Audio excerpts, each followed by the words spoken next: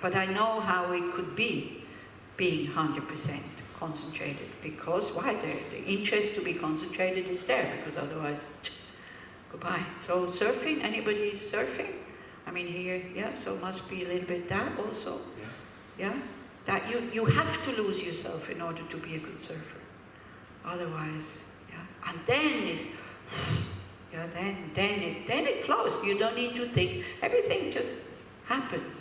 But then, of course, if the ego comes, wow, I'm so great. Finished. Then the split is there again. Then the ego has come in again and has created the difference between the board or the skis, the snow, me, and everything around. And then the balance is gone. Not completely, because you still have your skills, but it doesn't flow as much anymore. Yeah, so like that. So not knowing that we can function very well without this ego constantly manifesting, that is creating all the problem. Because we're trying to protect it, and we're trying to get what it wants, and all this. But I'm not talking about a normal I or a normal self. Yeah, there is a how to say, conventional self. And in the lower schools, actually, they talk about this, to your mind and body together, that is the self. But I'm talking about this super I, the super ego, the dominant ego, who then comes, no, but I want not just food, I want different food, and all this. Actually, with the food, I was very happy that this other group was here today, because I was thinking if it was only us, the chef would be totally kind of overqualified, you know, just to make. But it was good. Whatever he makes is really good, but it's also very simple. So it's good that sometimes they can show their talents with a bit more elaborated things. Yeah.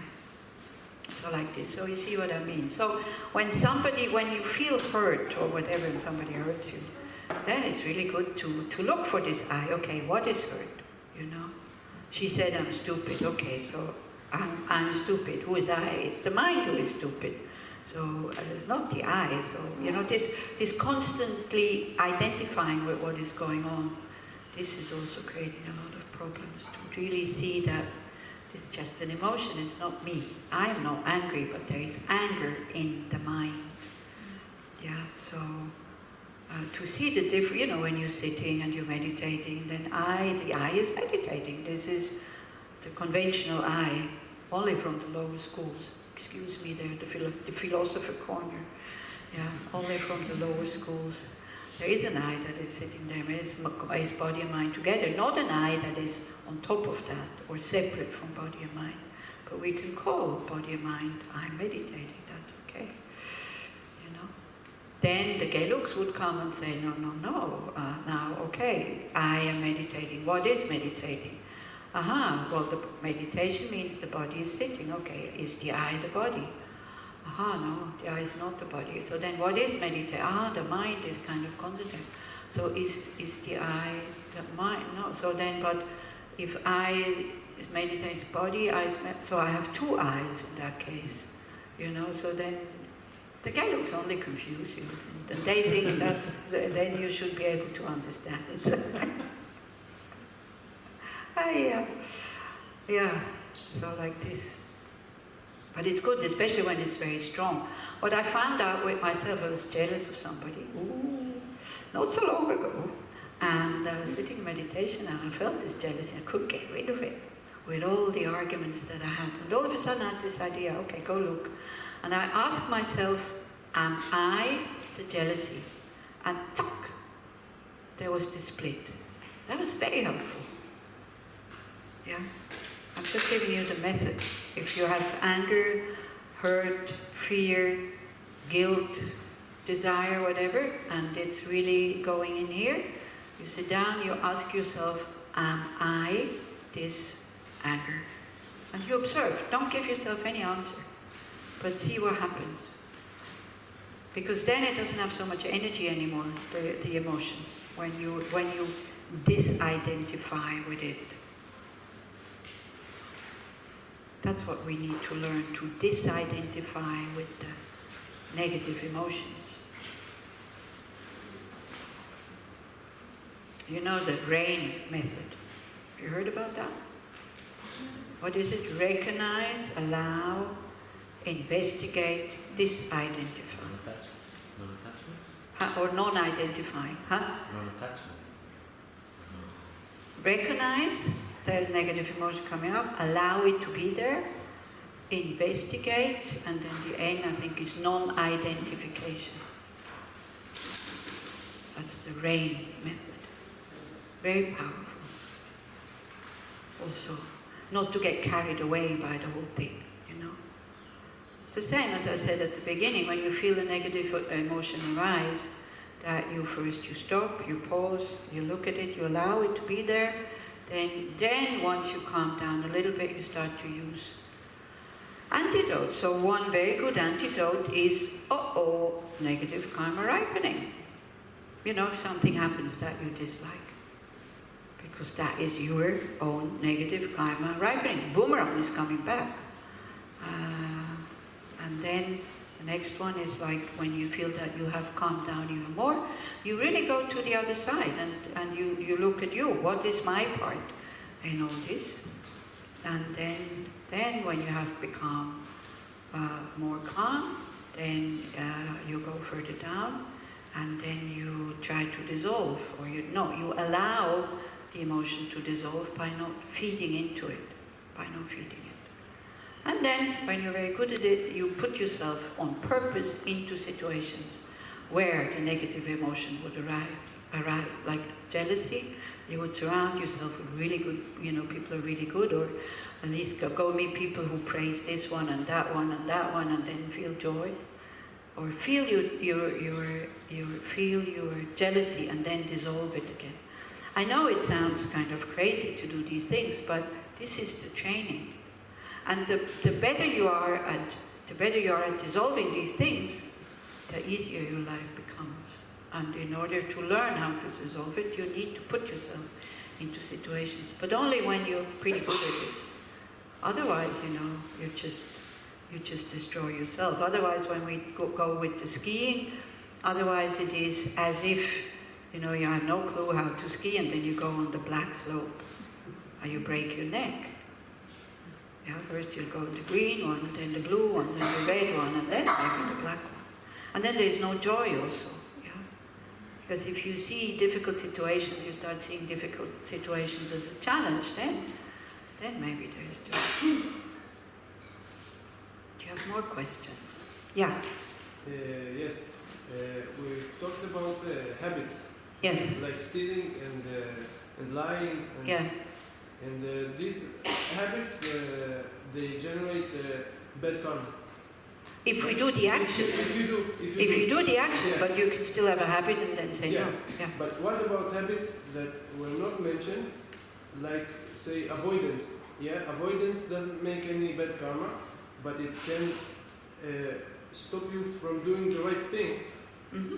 And then it should, in my opinion, it should generate some kind of bad karma. And then you can find excuses in the karmic things not to develop the things that you, because then you start thinking, is this action good? Okay, I say it's not good so that I don't do it, and then I don't work with my avoidance. Yeah. So that's a question. Okay. Very good question. Thank you, Yaakov. Do you remember what I said at the beginning? This is the very simple, basic teachings. That's what you start with. Yeah? So we learn the very gross negative actions. Then when we have become good at that, then we start to become more elaborate. And then as you go along the path and you think that you want to attain enlightenment for the benefit of all other beings, then you have bodhisattva vows, where, for example, avoiding helping somebody would be a negative action. But only when you are already advanced. Here is very simple, but we don't stop here. Maybe you stop, maybe you don't come anymore. But this is very much at the beginning of the practice. Of the path, not of the practice. Very much at the beginning of the path, so that we stop doing harm. Because avoidance can create indirect harm, but it's not creating direct harm. Whereas stealing, killing, sexual misconduct, slander, all this is called indirect harm. Yeah, and then also, then it becomes more and more refined. If we want to do everything together at the beginning, then we fail. Then it becomes too complicated, because that list is quite easy to understand. So this is why we learn that first. Yeah. But also, you see, we would like to be good and we would like to help, and then we feel, oh, but I don't know what to do, and then maybe... Can you give me a direct example of what you would avoid, of avoidance? Maybe think too much before saying something, because, like you said with Mother Teresa, right? You have to think, is it kind, is it nice, is it... So, this way, if you really seriously take it and try to apply it, then like you said, you wouldn't speak at all. Not at all, but you would say very few things. Yeah. I mean, I would still, up here, I would still probably say what I'm saying. Yeah, so you would say something that is necessary, kind, and true. I think that would be a good thing. Yeah. Also, I mean, these are guidelines, and guidelines, to be able to keep guidelines 100%, this is a bit of an illusion, so we do as best as we can. Yeah. Have you ever worked with somebody that it's not necessary to talk, and because everybody knows what they're supposed to do, and you work together? Have you ever done that? Mm-hmm. Is it really that awful because nobody talks? It's very pleasant. It's very pleasant. And as I say, we create a lot of negativities with our speech. I can say something maybe totally mindless, and it can totally hurt somebody else. And I have no clue that this other person feels hurt, for example. No, with the text. Huh? I'm saying with the text, it's even worse. Ooh, yeah. I tell you, with the texting, when something difficult, this is so dangerous. You mean this is a joke? The other person takes it seriously. It's like you can destroy friendships like this. Mm-hmm. So then avoiding and not saying anything, I think, is better than destroying a friendship. So that kind of avoiding, I think, is quite good. And when you avoid to speak immediately, it doesn't mean that you speak, that you stop speaking, but you think before you say something, especially when you're angry. Or so with the texting and with the email, it's okay to write immediately, but then don't send it yet, and sleep over it. And these messages that I wanted to justify myself or explain a difficult situation, I don't know how many times I changed them, and sometimes I don't send them anymore. It's not necessary because I have calmed down, because I said what I had to say. But if I would have sent the first one, I already know what will come back. And then it will be ping pong, ping pong, ping pong, and it gets more vicious and more nasty and more accusing and less seeing one's own side of it and all this. I was more thinking that you may be asking avoiding to help somebody if you could. So I thought about a different example. So say it's like some family member that you are very dear to, and you know that by avoiding them, you are hurting them, but you can't do it because it would hurt you much more. Mm-hmm. Or maybe I don't know, but it would hurt you, and then you would just keep the distance. Yeah. This is the worst that can happen to you, when somebody likes you and you dislike them. This is so difficult. And you feel that they're glued to you, and they don't want to be together with you, and they want to spend time with you, and you just... It's very difficult. It's very difficult. So then again, I can't give you a clear answer, but being together with them and then being grumpy, that's not neither good for you, nor good for them, because then the time spent is not very pleasant.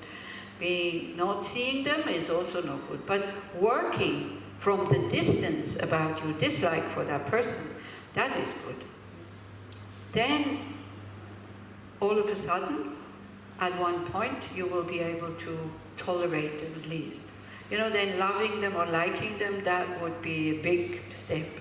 Yeah, and especially if it's people that, as you say, people that family or sister, brother, sister, this and that. Usually with the kids, what I do sometimes is like I ask them to.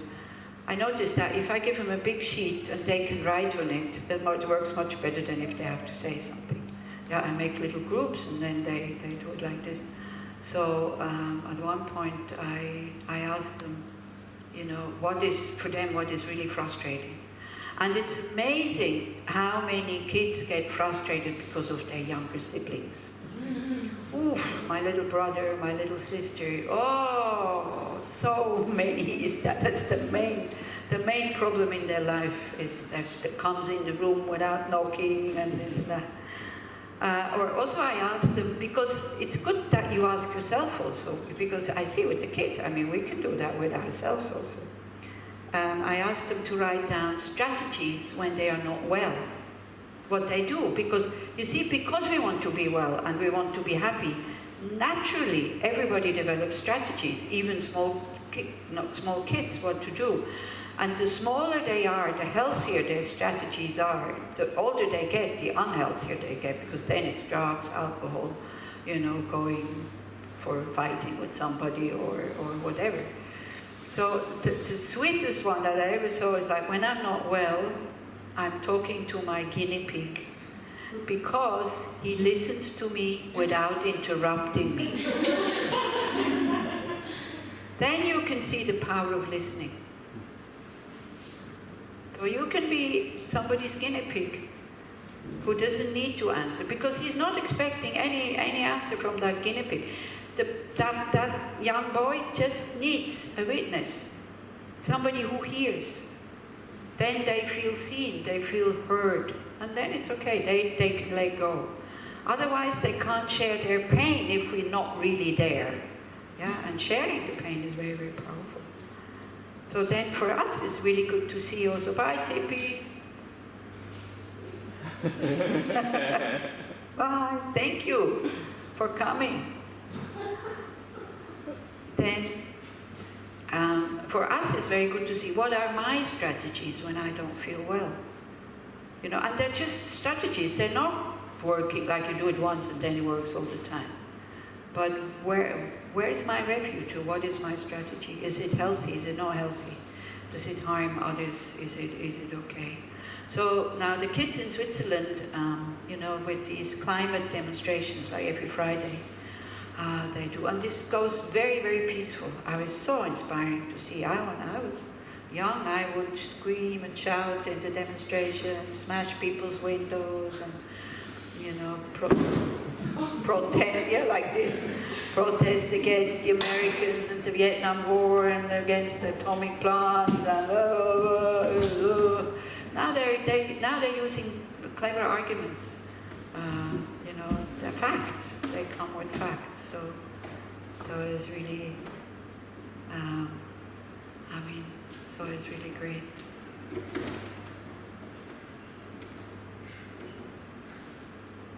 Yeah, so all of us, we know that we want to be happy, so then we do develop some kind of strategy how to feel better, but then we need to see. So then to them I say, look, if you're really concerned when they come, you know, to the introduction to Buddhism, if you're really concerned about the environment, the activity of meditation is CO2 totally neutral. You don't need to go anywhere. You don't need big equipment. You know, a blanket for your bum is enough, and you can actually develop a content mind and a happy mind. So if you want to save the environment, to help the environment, don't go on a holiday anymore. Do a meditation retreat at home. You can do that. Yeah. But then again, it's also good to go on holiday from time to time, because otherwise you get too tight and you get too tense. Is that okay with the avoidance? Again, you know, the main point, the more calm your mind is, the better you see whether it's now really because I'm too lazy, or I don't know what to do and I'm totally lost, or I really don't like this person like this. Or can you spread your concern when you avoid? over the other person as well. Do you see what I mean? Yeah? That it's not good if I go there, because all I will do is like to be grumpy, and I will not make them happy because I will be angry at them. And then I feel, when you do something out of duty, it never works. Because then you start to feel resentment very, very quickly when not enough acknowledgement comes, and not enough thank you and gratitude and all this. Yeah, because when we do something that we don't want to do, but we do it, we expect the other person also to give us a lot back. So then we shouldn't do it. But you can still do it, but then change your attitude. Yeah, I'm going there for the sake of others. Like the other day also, I was invited to a birthday party, and usually I don't go, but I went for the sake of the other person, and I was very happy to go. I was very happy to go to see that the other person is happy that I'm coming, even though me, birthday parties is like, it's finished. I had too many of them when I was younger. So, also I don't need them anymore. But it was a good thing to go. So when you go with an attitude, the other person will be happy because I'm coming, then you go happy. If you go like, oh, but I don't really want to go. You notice, I really don't want to go is big, then you shouldn't go. There's no point. Yeah, because then you feel like the victim almost, or like the big savior, or I don't know what. Life is complicated, can you see now? Yeah? So we have these methods, how to create a calm and stable mind, and then figuring out these situations, we are encouraged to do ourselves. We can discuss them, of course, but then again, you learn, you have one solution, but then maybe the same situation with the same person, a little bit later on, is totally different. Things change. Is that okay? Do you have other questions about karma? Remember once you told us that when you purify, makes the affliction manifest, like they come out. Can be, yeah. Especially when you are in retreat. Why does it happen? Because the dirt is coming out. Is that okay? Because sometimes I say, when you go into a specific purification retreat, like 3 months Vajrasattva retreat or whatever, you're sitting in that retreat and you're boiling, with it all comes up, desire and anger, and you get nervous. You hate just about everybody else in the group at one point at least. Why is that? Because I think because also you see, when we release the moment of anger and we're not acting on it, it's finished, and we're not creating more seeds. And maybe it's because the mind feels safe enough to release these things. We lift the top, and we can't distract ourselves anymore. Yeah. And also, if you're dreaming of a long retreat, because your life is so busy and you don't have time to sit and meditate and say, that will solve all my problems. Not necessarily. You take your crazy mind into your retreat and you will have a terrible time. But if you know that having a terrible time in your retreat is a good sign that something is happening, that you're purifying, then it's okay. But if you go in the retreat with the illusion that you will be peaceful and happy and calm, this is a big illusion.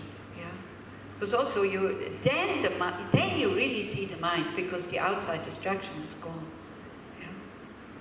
But if you go and tell Lama, if you do a purification retreat and you go and tell Lama, say, must be something wrong, gosh, I'm angry all the time. They say, good, it's working. Because your habitual tendency of anger coming up, and then that one imprint is finished, but you're not creating more. Yeah? So they like balloons, they just explode. So yeah, it's good to be prepared for that. If you think that you want to do a long retreat, that you can have incredible blissful states of mind, but you can also have like hellish states of mind. I think there's a very nice book by Jack Cornfield, After the Ecstasy, the Laundry. And when you're in the laundry and when it really stinks, this is where the mind transforms if you still continue despite of that. As long as everything is, wow, so wonderful, I'm so peaceful, I feel so compassionate, I'm sending out all the light, nothing much nothing much kind of transforms. It's good if you feel like that. It's nice, enjoy it. Then you can see how it feels to be in contact with our positive side. But if you have the courage to continue when you feel stuck, and when there's absolutely zero enthusiasm, and you still do it, this is when the mind starts to gather the energy and the courage to cut through all the shit that we have been creating. Or as Venerable Antonio says, if you want a little bit of gold, you need to dig a lot of earth. Yeah? When you look for gold, so you need to dig kilos and kilos and kilos of earth in order to find a little bit of gold, but it's worthwhile. If you say, oh, it's not worthwhile for that little bit, then of course, then you don't do it. So that's probably why. But any teacher that you say, wow, I had a really terrible time in my retreat, they're much happier than if you go and say, wow, I felt so peaceful and all this. They probably say, if you're in Burma, they say, settle down, let's go again, go check. So. And I think also, our mind, our subconscious, maybe the psychologist can affirm something. Our subconsciousness withhold painful stuff. So when you start to practice and the mind starts to understand that you have the tools to work with it when it gets released, and then it can get released. So this is why it comes up. What do you think, nephew? Yeah? That you feel safe enough to let these things come up. Otherwise it would destroy us, If we would have absolutely no antidotes to anger and all this would come up, then we would destroy ourselves. So then it's very good. It's a good sign if in a retreat, it comes up. I know that these weekends are also called retreat. Okay, they're not retreats. They're just weekends or seminars or something like that. So I start talking about a retreat when it's over 1 month. Over 1 month. Then I call it retreat. But it's also good to start small with 2 days and then 3 days. You can do it at home. Yeah, to just shut off all telephones and stuff like that.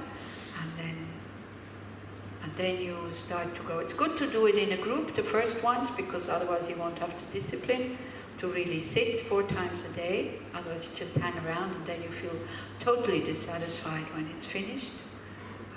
So it's good to do it first in a group, to take the group energy, even though everybody gets on your nerves, because everybody's negative emotions are coming up. And then you can go off and do like 3-year retreat on your own, something like that, if you have the time to do it, if you take the time to do it. But for that you need a teacher and you need somebody who guides you. And don't ask me, because I don't have the qualities to guide you. That really needs somebody who is a retreat master, who has experience in guiding people in these long retreats, because you can go crazy, if you don't have somebody who is skilled in guiding you. And it's good if it's somebody who knows Westerners, because the Burmese monks in Bodh Gaya, they don't really know, because the Burmese people, they start sitting and meditating from very small, so they just leave you alone. And then people's mind can actually snap, especially if you're under a lot of pressure. If you're under a lot of pressure and you're not really used to do retreat, much better you go on a holiday and you relax. Much better. Much better. Because retreat is not a holiday. Retreat is quite hard work and it's boring. So if you want to have entertainment and all this, then individual retreat for a few months, if you only do shamatha, it's boring. Well, that's what it is. Because nothing is happening. Because we expect too much. Yeah. Okay. There was a hand somewhere there. Yes. I want to ask, you talked a lot about doing good deeds. Okay. Regarding karma, and I'm curious when I'm doing good deeds and I'm doing them in spite of not having my boundaries right. Like if I'm doing them when my heart is not wide enough. progress is not